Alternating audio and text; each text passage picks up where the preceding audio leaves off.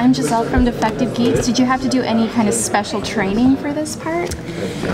I played a shield maiden, so someone who's a female warrior in the Dark Ages in the Viking era, and to learn how to use a shield and a sword, that was definitely very new for me.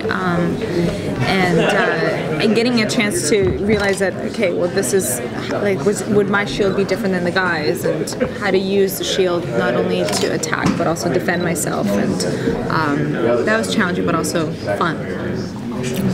In the pilot episode, oh sorry, I'm Libya from Whedonopolis. In the pilot episode, your character has like this huge fight, right? And then you don't. Then your husband comes back and says, "Is everything okay?" You're like, "Yeah, sure, everything's fine." Like, what was the motivation behind not revealing that information? I guess. Lagertha is one to take care of herself and her family, and with Lagertha, I don't think she wants her husband to worry, or like she can defend herself. She doesn't need her husband to protect her, even though they have an equal relationship. That's what's great about their dynamic, that he does trust her, and she's saved his life in the past. So there's a mutual respect with each other, and what he doesn't know doesn't harm. I don't want him to worry, for example. So with the children's safety, so Lagertha is definitely can take care of herself. It was an impressive fight. Thanks. It really was. It was cool. I loved it. When you went like into the show, was it historically? Did you look in historically how like Viking women handled themselves?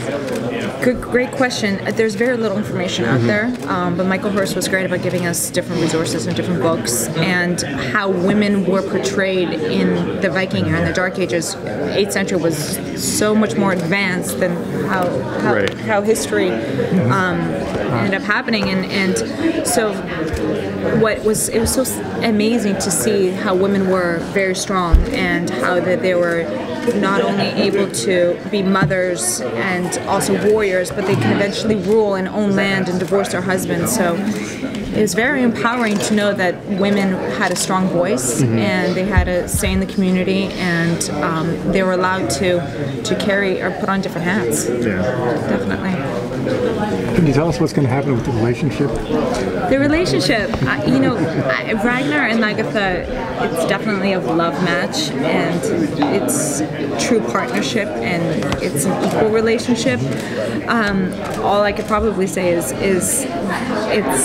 they do struggle, and they do have, as Ragnar becomes the king of the Viking tribes, there's a lot more responsibility and a lot more conflicts that my character had to deal with, and you have to wait and see. You have to wait and see.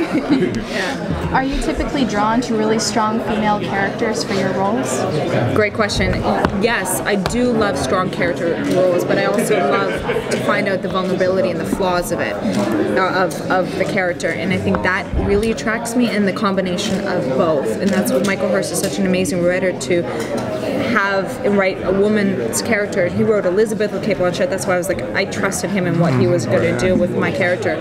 And the fact that here's a strong woman, but also has her own Achilles heel, and has her own weaknesses, and what would that be? And I remember when I got the 9 episodes, and as we're shooting, what would be her most weakest point, where she's really most undone and most raw and most vulnerable. And it was there's so many, because you're human too. So is it with her husband, or is it with her children, or is it the fact that, as the story goes on, is it the fact that being a woman in a certain environment? So it gave me a lot to work with, and it gave me a lot to stick my teeth into and dive into, and I love that, finding the strength and the weaknesses and the vulnerabilities of each character. So, well, if you were going to be in the writer's room and got to say one thing that they could add to your character, or one tidbit of story that you wanted them to add to your character for like the next group of episodes, what would that be?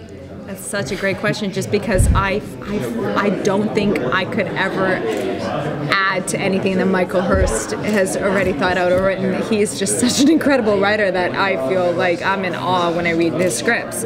So, but in terms of character, I will tell you this. I did email him and like, please feel free to challenge me, continue to challenge me as an actor, because that's what I love about Lagertha, that she is so complex and so many layers and wears so many different hats. And he was sweet and wrote me a nice email back saying, "Oh, get ready, if it goes again, if it does, that there's a lot more meaty stuff, and I'm sure he'll put me through the ringer."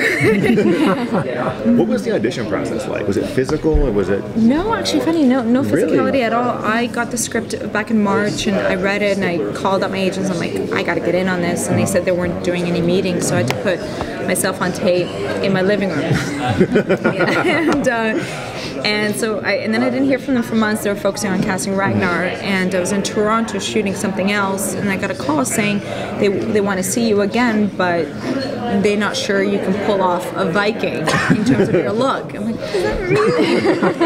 And so they're like, you got to get more raw, less makeup or something. I'm like, what? I had no makeup on. So I ended up going to a costume store and I rented what I thought was a Viking costume and went into my audition and try to give myself as much in braids and as much dirt as possible, and then they flew me to LA to screen test opposite Travis, and 3 days later I was off to Ireland. Nice. Yeah, that quickly. Yeah. What's it like in Ireland shooting? It can't be the same as LA. It's are you kidding me? It's Right. You're in the middle of nowhere. Right. First and foremost, you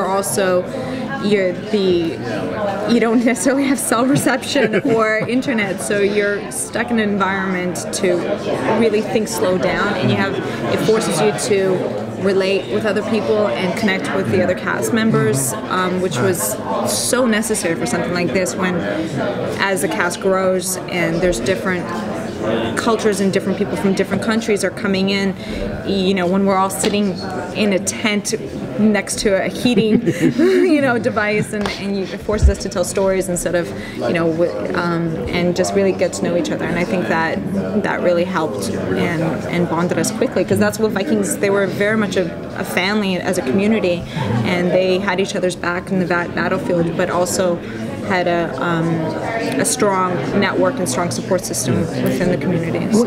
What's it like working with the child actors on the show? I haven't had that much experience working with child actors, but Gita and Björn, the two,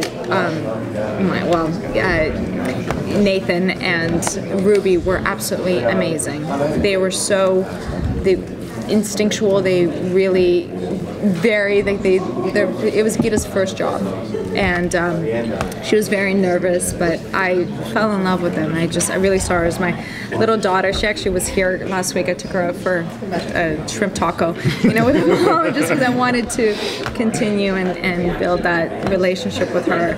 And it was nice. It was just, I learned a lot actually from them, believe it or not, where it doesn't necessarily matter how much you prepare, but just really being in the moment and talking about this piece of thread that's not tying in a proper knot, or, about how cold it is, and how do we pretend we're warm, and that forces you just let go of everything in terms of preparing for your head and just really be and get what you can from children. And we forget that as we get older. We forget how simple it really can be, and that they taught me that. We've got another minute and a half or so.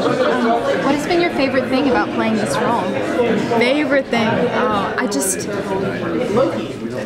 I absolutely love Lagertha as a character, and the fact that she's based on a real shield maiden and a real character I wanted to do her right. There's no reference in terms of who she really was, but I just love the aspect of understanding the Viking culture and understanding their belief system, and the fact that they were pagans and how they dealt with their day-to-day lives and how they questioned fate, and all that stuff helped me in my choices as an actor, and that's all that a combination in such an incredible cast. Travis Fimmel was amazing in it, and Gustav, and you see more characters get added, and obviously George is so great to work with. So there was not one bad seat on set. It really was so amazing to work with, and it was my favorite experience so far as an actor in terms of a whole project. for sure. Was there any strong independent female characters, like in, film or television, you just thought, oh, I'd like to take some of what they did? Great question. I actually thought of Joan of Arc, and I thought of Catherine the Great. Are the two people that, for some reason, I'm like, okay, well, here's somebody who was tested in a time that there were a lot of conflicts, and it was hard to be a strong, powerful, beautiful woman, and how do you fit into that? And that was, I can't say I did too much research on them, but if I had to have a mental thought, a person would struggle to survive, but also be really strong and independent, I would say those are two that come to my mind.